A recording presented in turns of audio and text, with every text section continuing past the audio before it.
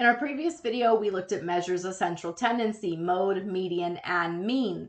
Well, that tells us where the data tends to congregate, most repeated, where half are above or below, or the average response. Well, in addition to our measures of central tendency, we want to look at measures of variability. How much difference are there in the data? How far apart the data points are? Do they have lots of different responses, or are they all right there with that mean, median, or mode? So we need to look at measures of variability. So we're going to look at range. So that takes the highest number and the lowest number, how far apart they are. We want to look at interquartile range. That takes the point at which 25% are below, and the third quartile, that's the point at which 25% are above, so 75% are below, and gives us how far apart the middle 50% are. Okay, so both of the range and the interquartile range go with the median. So if you're reporting the median, you'll often report the range or interquartile range. Then when it comes to the mean, so we have that average, we want to know how far apart they are from the average. So standard deviation gives us how much on average you are away from the average, and variance is the squared of that. So we want to be able to do those in Python. So let's go back into our Python workbook. Just again, we are using the data sets called bargain clean and bargain numeric. So make sure you have those, and of course how to pull those in to your Google Drive and import it into Python. See one of our previous videos for that. And just because we're talking about it, we are at drstephpowers.github.io, and we are on descriptive statistics is where we are. So that's where you'll find your Python workbook. All right, go back in. Scroll back down.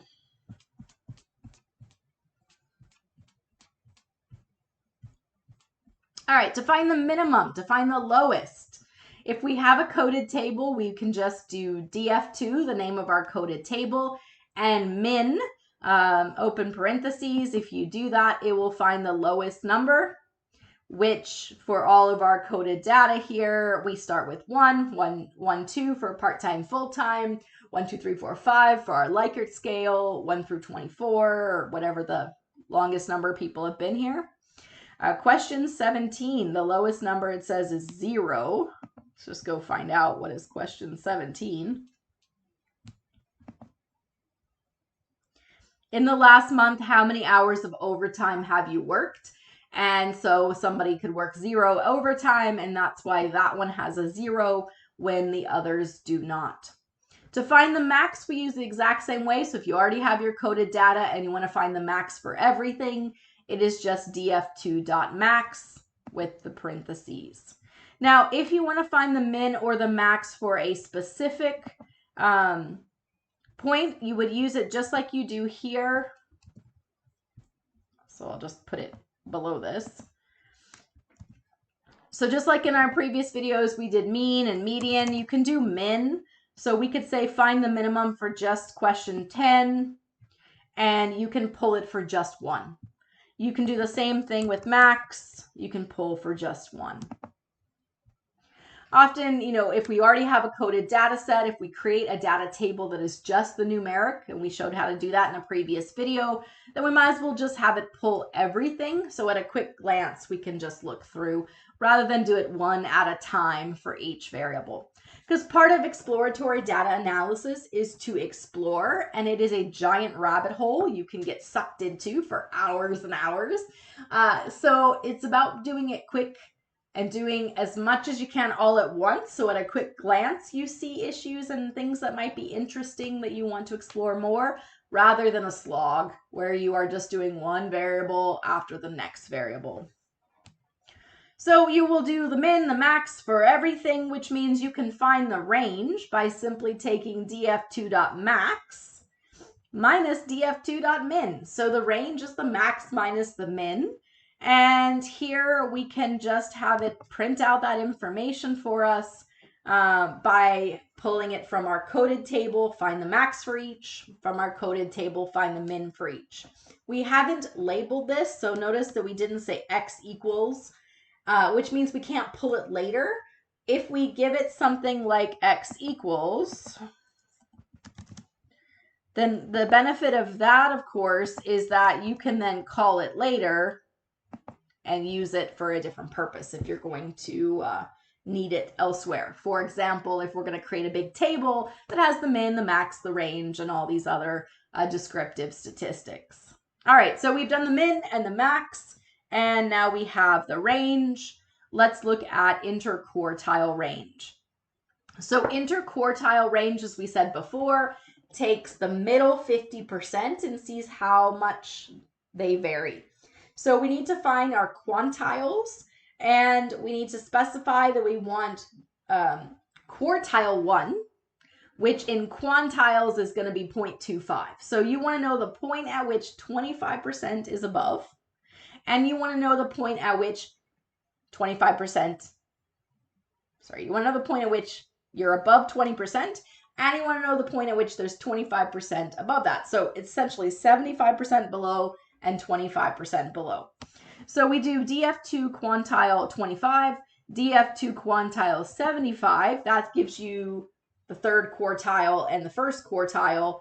And then your interquartile range is just the difference between them. So what this tells you, so let's look at question 24, for example. Question 24, that was how many years have you been with the organization? What we're seeing is that the spread for the middle 50% is 10 years. So we don't have a bunch of people that are all working for a short amount of time. The middle 50% is spread across 10 years. So that means we have a bunch of people who've worked here a long time. We have a bunch of people who've worked here a very short time. There's a big spread.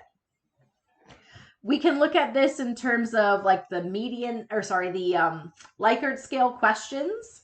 And so when we look at some of the Likert scale questions like 10, 11, 12, 13, 14, 15, this is showing you that middle 50%, how much in terms of people's preferences and opinions, how far spread are they?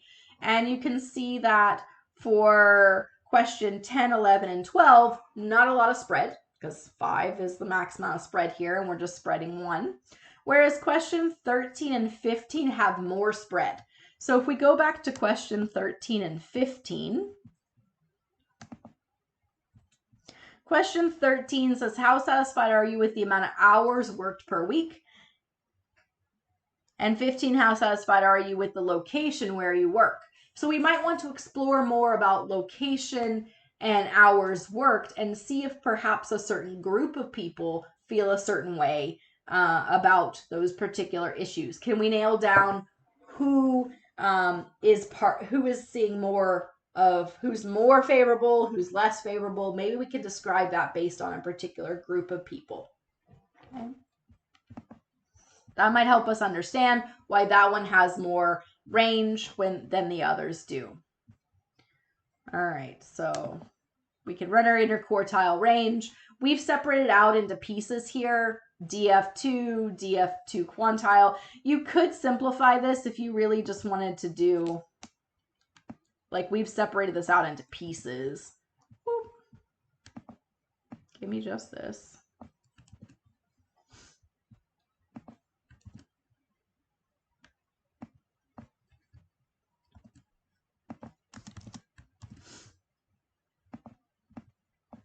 Call it IQR and output IQR.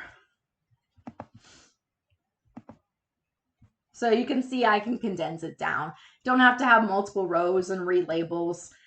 Here, I've labeled it out Q1, Q3, and then did the calculation just so you can see how it's broken down.